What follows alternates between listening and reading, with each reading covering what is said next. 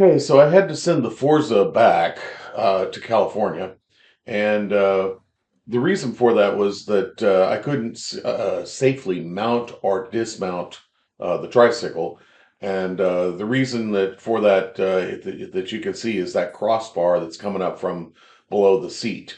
It was just too high for me to get my leg up over. I have arthritis in my knees that limits my range of mobility. So, something for you to think about if you're searching for a tricycle.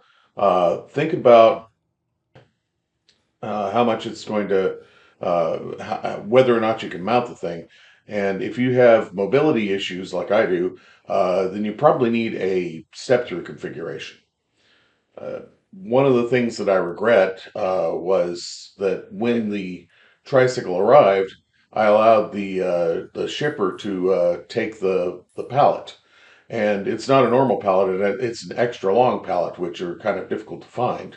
Um, so I knew that I needed a pallet to ship it back on. Back in the 20th century, I would have gone to a place like Lowe's or Home Depot and asked them, and they would have given me one. But they don't do that anymore. The only way that you get a pallet from a place like Home Depot is if they ship you a pallet of stuff, and I don't need a pallet of anything. I just needed a pallet.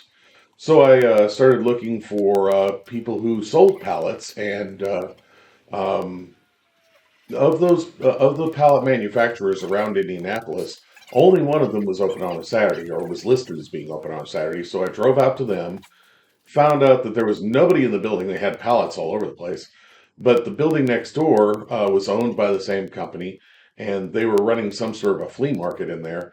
Nobody spoke a word of English. They all spoke Spanish. Um, but I managed to communicate to them that I wanted to get a pallet, and specifically that this was the pallet that I wanted because it was the only extra long pallet that was in decent shape. Uh, so around that time, somebody else came out and he spoke a little bit of English, and I was able to communicate with him. He instructed one of the other guys to help me put that pallet in my van, which they did. And I asked them if they wanted any money for it, and they, just kind of waved me off and said goodbye to me. So I drove off with this nice extra long pallet in my van. Unfortunately, I hadn't thought to bring a bungee cable to strap down the rear cargo door of my van, so I was sneaking across Indianapolis with the back door of my van open because the pallet stuck out a little too far for me to be able to close the back door.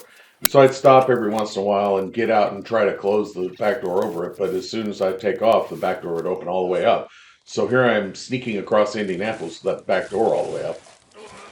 Now the hardest part about, other than getting the pallet to send the tricycle back, was getting the box back on it. And this was made more difficult because I had left the box outside a couple of days and it had gotten snowed in, and it kind of helped deteriorate the box. Fortunately, nobody had come and taken the box. So once I realized that I was going to have to send the trike back, I stuck the box in my garage. And here I am trying to get that box up over the tricycle. And you can realize just looking at it that it's not really a box. It's about two or three boxes. There I am using a snow shovel. That didn't work. Trying to lever it over the seat. And of course, a large part of the reason that it was so difficult was that it wasn't really a box. It was several boxes that had been strapped together with strapping tape. And this is only part of my struggle with that darn box, trying to get it up over the trike. It was really a two-man job that I finally managed to do by myself, but it involved an awful lot of thinking and an awful lot of just struggling around with the thing. I got quite a workout with that darn box, but it was an expensive lesson. I had to pay for the shipping back. Now they did refund the cost of the machine itself, and they were very reasonable on the phone with me. But the shipping the thing back did cost a little bit of money. So definitely a lesson learned. And if you are shopping for a tricycle, and you don't live in California or Florida, you're probably going to have it shipped from California or Florida. Because there's not a whole lot of them made in the Midwest. So there you go. I finally got the box up on the tricycle. So Forza has taken the trike back, and I did get a new tricycle, and I'll show you a video of that next.